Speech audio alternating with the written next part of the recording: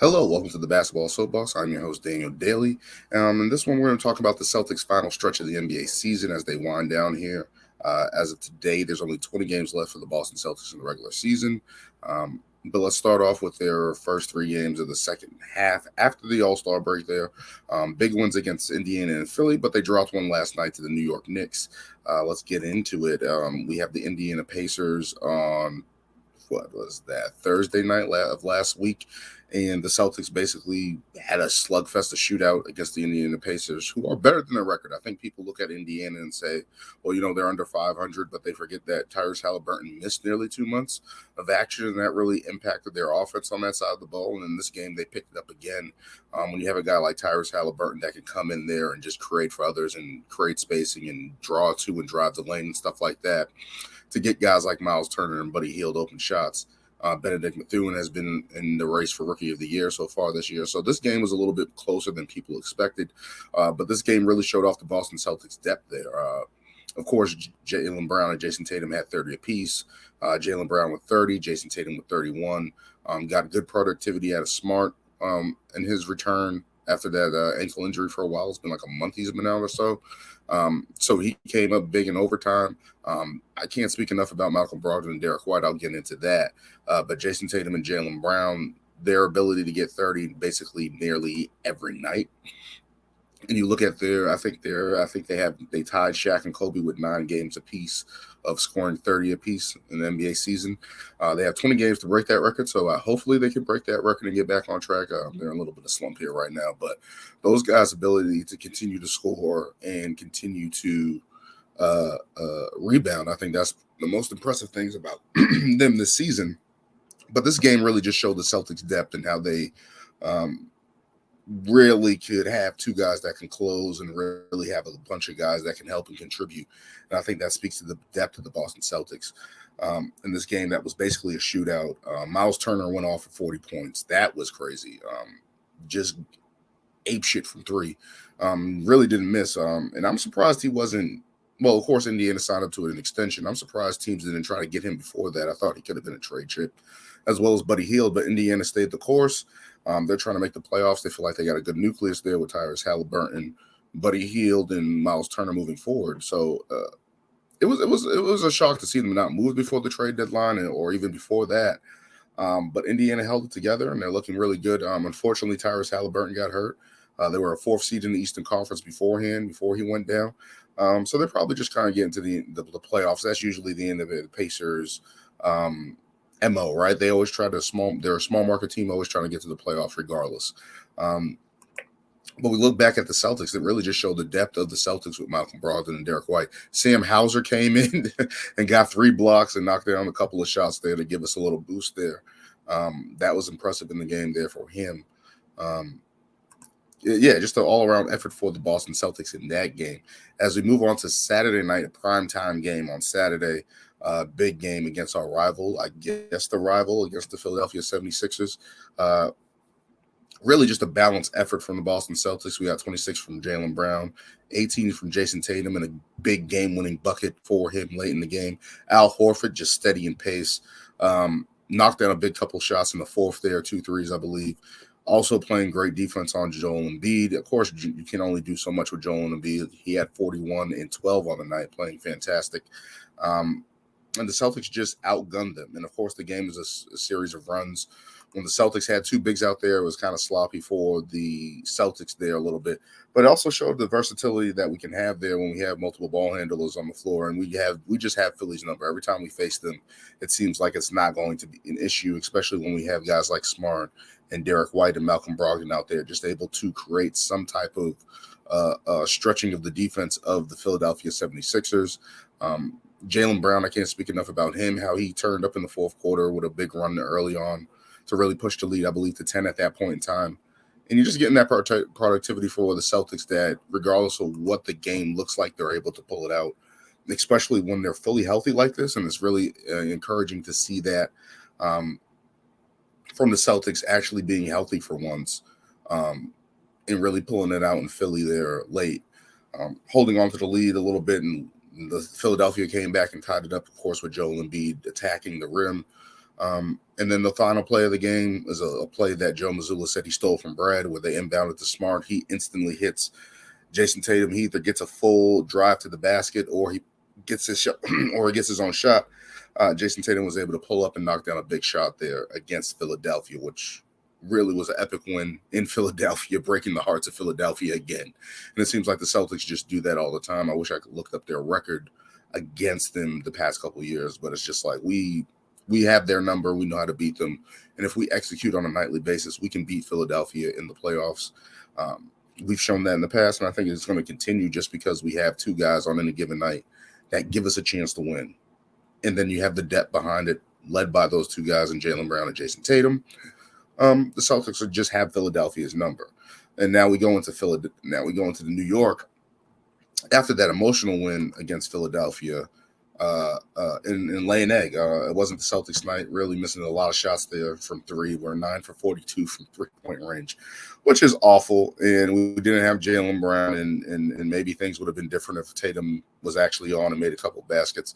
He actually got ejected from the game late in the game, and it was kind of out of hand anyway.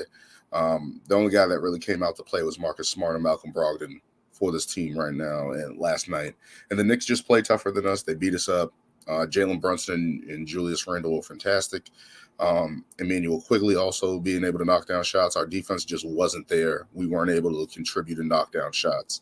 And that was the difference there. Free throw discrepancy. We weren't attacking the basket. And the 3-point discrepancy, only 3, but the Knicks made their shots and we didn't. The Knicks just played tougher. And it was just one of the, I don't want to say it's a schedule loss, but it was just a bad loss for the Celtics, I feel like, because it was just like we were close there, but we just couldn't go over the hump and we just couldn't make any shots there. That was unfortunate. That sucked. And the Celtics have to pick it up. They got the Cavs on Wednesday night, which is going to be an interesting game to say the least there. And moving on, two guys that I think are really going to lead the charge this final stretch of the NBA season, especially if they're healthy. Jaylen Brown missed last night's game, but these two guys, Jason Tatum, Jaylen Brown, have been fantastic, having big showings in the All-Star game. Of course, Jason Tatum won the All-Star game MVP with 55. Jaylen Brown had 35 on the other end. They had a good back and forth together in that All-Star game, going at each other, which was entertaining. You can check that out. Probably one of the most competitive parts of the All-Star game. People hated the All-Star game, and I'm like, what do you expect? These guys are looking for breaking the NBA season, and these guys just had fun out there shooting the basketball, especially Jason Tatum, who had 55, and Jaylen Brown, who had 35, guys that are just going on it. But to look at the season, Jaylen Brown with 26.5 points per game, 7 rebounds, and 3.2 assists. Jason Tatum with 30.1 points per game, I believe now, 8.4 rebounds and 4.5 assists. As of this recording. But these two guys are just showing that any given night they can go out there and get their own. If one guy doesn't have it, the other guy can pick up the slack there. And that's very encouraging for the Boston Celtics going forward. It's something that we wanted to see for a long time. And especially after last season, we saw these two guys can get it done. And every year they get better. Their assist improved. Even over the past couple months, if you look at their splits, their assist improved. Their rebounding has been probably the most impressive thing, more than their scoring this season, getting to the line multiple times. But I think the rebounding there, that's ending your possession. That's controlling the game in a different aspect than scoring or passing. Really ending the possession, being able to have multiple games of double-digit rebounds and finding other ways to win. That's how it was in the Indiana game with Jason Tatum. That's how it was in the Philadelphia game. Their ability to rebound and score, that combination of the two, finding other ways to win, especially with the ball handling duties going to Marcus Smart and Malcolm Brogdon, Derek White, to see that they're able to affect the game in multiple ways is probably the most impressive thing of the season, because even when their shot is not falling, even though they're one of the highest scorers and duos in the league, if not the league leader in that category, they're able to find different ways to win with their defense, with their rebounding, controlling the game that way, making the extra pass. We're seeing that on a nightly basis from these two guys, especially trusting their teammates. Everything's working together, and I can't be more impressed with these two guys going forward. And that's what gives me confidence about this team right now. Not only the depth of the Boston Celtics, but we have two guys that can close. Jaylen Brown has been able to turn it up in quarters, especially late in games, having early runs, realizing the moment and the urgency of, hey, we got to get a couple buckets here. We got to get a run here. And he has done that time and time again in the season, especially if Jason Tatum is not carrying his weight in that regard, where he just doesn't have the off night. Then you have Jason Tatum, who can really hit heat up in a hurry, really take teams out of it. They have no answers. The Celtics run a lot of pick and rolls for him. He's able to isolate and get to the basket now. These guys get to the line now. That's not a problem right now. And they're just dominating. I think they're dominating when they're on the floor. They're able to find different ways to win. And I think that's been the most impressive part of the season for the Boston Celtics. These guys are just able to take it up a notch, and all those worries about trading one of them, trying to find another way to go about the Celtics. If Jaylen Brown should be here, people were even saying trade Tatum last year. All those questions are gone, and now we move on to new questions. Of course, if Jaylen Brown can make an All NBA team, he's eligible for the Supermax, and I'm like, he's going to get that money. I don't think you waste time and try to penny pinch. You know you're going to have to if you're going to have these two guys be the cornerstone of your franchise. You know you're going to have to pay Jaylen Brown. You know you're going to have to pay Jason Tatum. Back up the Brinks truck, because they have done more than everything to earn that money, in my opinion. The only thing they haven't done is won a championship. But every year they get better. Every year the Celtics do better in the playoffs. You reward that, especially when you look around the league and guys aren't able to advance, and how tough it is to win in the NBA. I think people underestimate that in this era of basketball, that they just think everything is easy to win. No, it is damn hard to win in the league. Look at Damian Lillard in Portland. Look at the New York Knicks trying to build. Look at Donovan Mitchell in Utah and Rudy Gobert in Utah, how hard that was to win. Look at the Lakers when they're old now with LeBron and Anthony Davis injury prone. It is hard to win in this basketball league. It is not easy.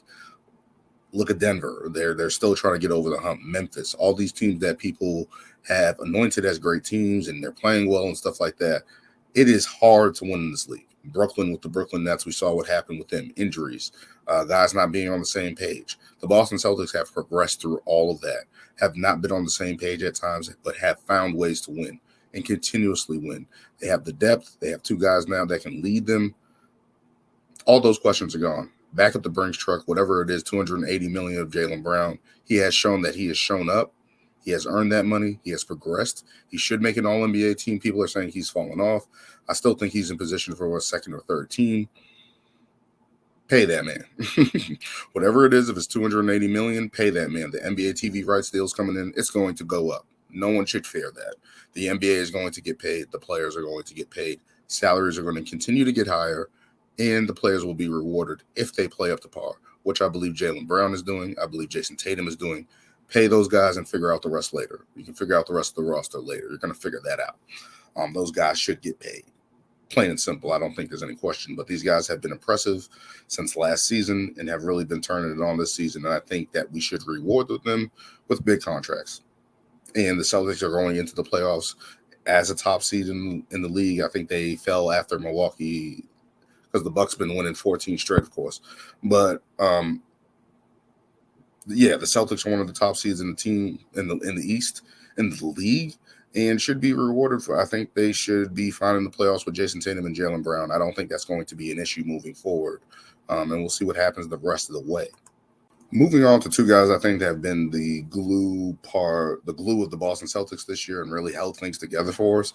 Malcolm Brogdon and Derek White. I can't talk enough about these guys. Derek White came in last season and was a nice addition, and people were like, okay, he's solid. And people were questioning his shot in the playoffs, of course.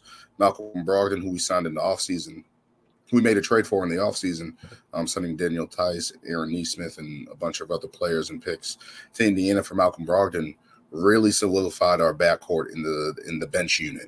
And with that addition, these guys have been awesome this season, really turning it up in January. Malcolm Brogdon had 17.3 points per game, 4.9 rebounds, 3.5 assists.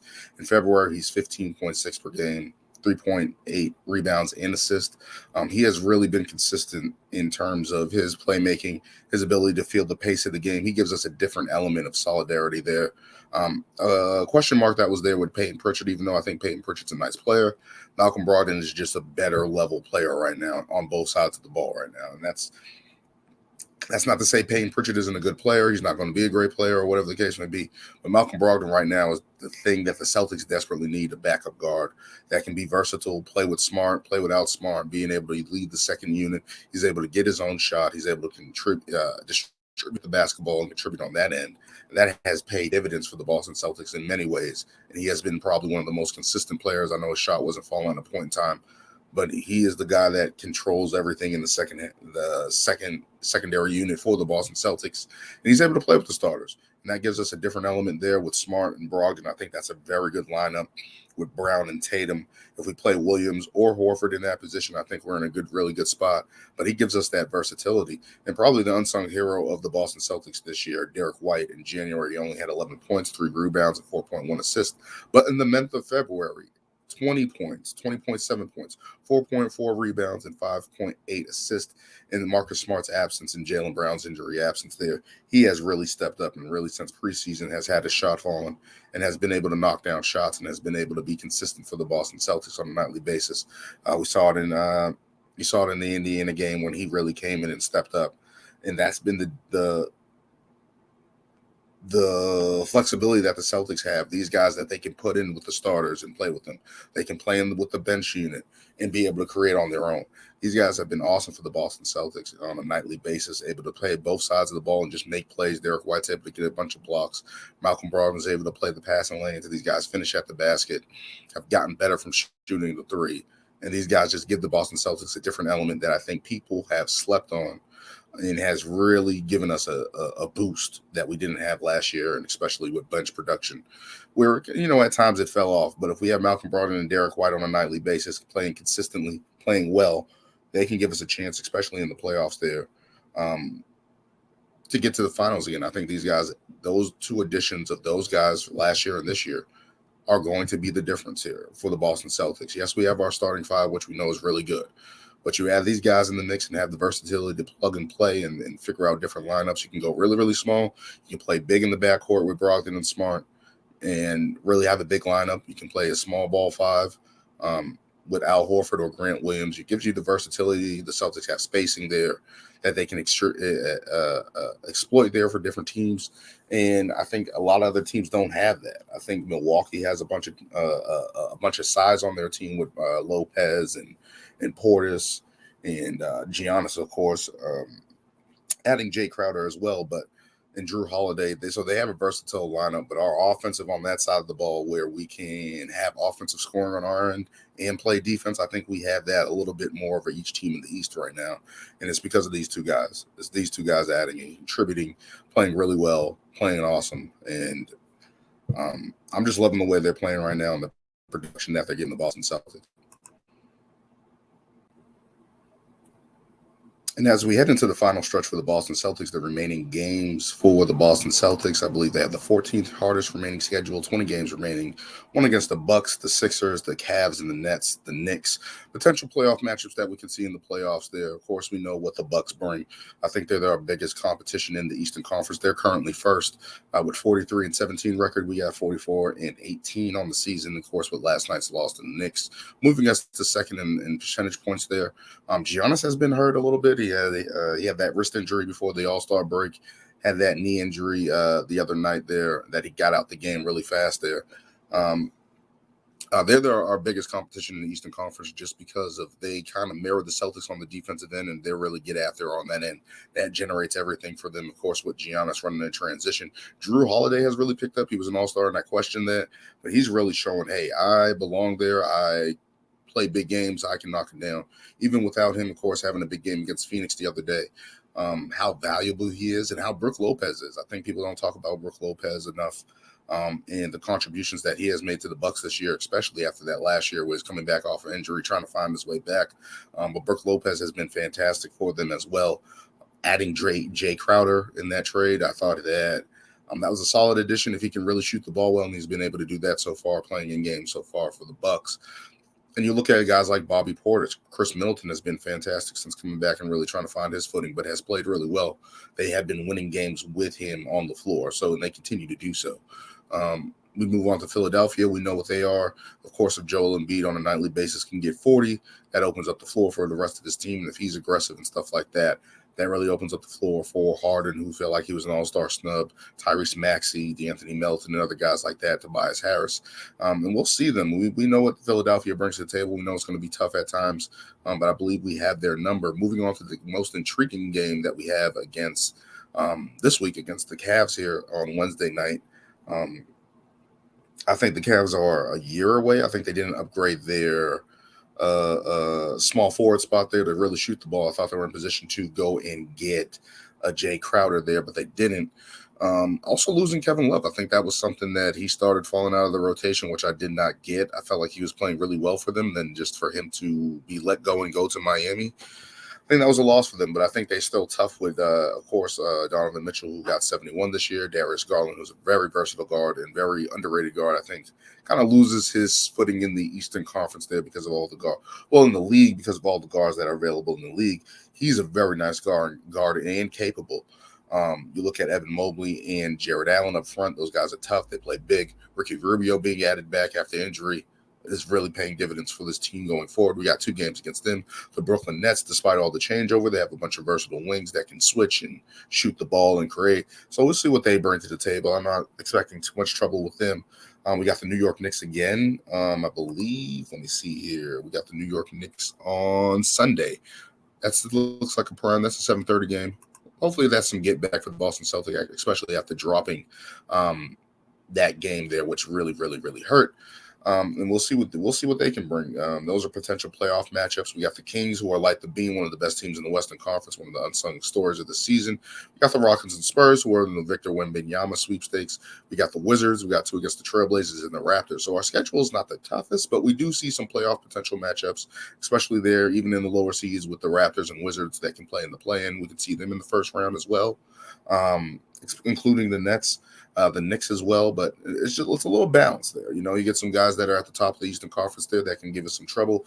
We got a little soft spot with the Warriors, with the Spurs and Rockets there. With that could be trap games, could be rest games, whatever the case may be for the Celtics. And then we got 2 against Portland Trailblazers, which Damian Lillard is lighting up the league. The Wizards, I've always said they should break up now before it gets too late. And we'll see what they bring to the table, seeing that they're going to rest to the occasion. But the remaining schedule for the Celtics is a good balance there. I mean, we got some tough games that we can really go at teams and really establish ourselves to get the 1 seed. We got some middle-of-the-road teams there, and then we got the lower half of the league there with the Spurs and the Rockets and the Wizards, in my opinion. But, yeah, those first 4 games there, we have Cleveland on Wednesday night, followed up by the Nets and the Knicks. So that's Wednesday. That's tomorrow. We got the Brooklyn Nets on Friday. And we got the Knicks on Sunday, all homestand games. And then we go to Cleveland on Monday for a quick back-to-back against Cleveland, which could be a tough game. We got Portland, we got Atlanta, we got Houston. And it's the road schedule here: Atlanta, Houston, Minnesota, Portland, Utah, and the Kings to finish that out on the 21st there in March. Like the beam, man. Sacramento is one of the most entertaining teams in the league. De'Aaron Fox is really playing well. Domantas Sabonis is really playing well. Mike Brown really has that offense clicking, overtaking us for one of the highest offensive teams in the league. We get Indiana on a homestand. We get San Antonio on a homestand. Then we're on the road to Washington. And then the Bucks on Thursday night, which was most likely be a TNT game, probably one of the biggest games ending the season there that we're all looking forward to. And then we got the Utah Jazz, which has been a feisty team this year. I thought they were going to tank. They have not. And then we get Philadelphia on a Tuesday, which is most likely a TNT game, which is going to be awesome. And then we got the Raptors, Toronto Raptors, again, back-to-back. That is Wednesday and Friday. And then to close out the season, we have the Atlanta Hawks, who seem to find their footing here. Oh, do we have the Hawks on the schedule? Oh, I left out the Hawks on there. But and looking at that team, and that team has been fired. Nate McMillan has been in turbulence, but I seem to find a little bit of offensive footing of the last couple of games since that firing of Nate McMillan. So we'll see how they are towards the end of the season here. Obviously, a lot of teams going to be fighting for a playoff position. Hopefully, the Celtics can wrap up the 1 seed there by the last week or so of the NBA season, so guys can get some rest. But we'll see how that goes with the last remaining schedule. But the Celtics are on a good pace here. They're going to be a top seed to finish out the year. Hopefully they can just stay healthy and continue to build chemistry, get some other guys there to get going, like a Sam Hauser. Especially Grant Williams has fallen off a little bit there. Want to see him get going. But we're going to finish this episode here. And thank you for joining me, visiting the Boston Celtics. I'm going to be checking out some storylines for the rest of the NBA season around the league. In my next episode, also check out Ring Takes on my YouTube page with Brian and Lewis as we explore the world of wrestling on that and amongst other things. This has been great. Thank you so much for joining me, and until next time.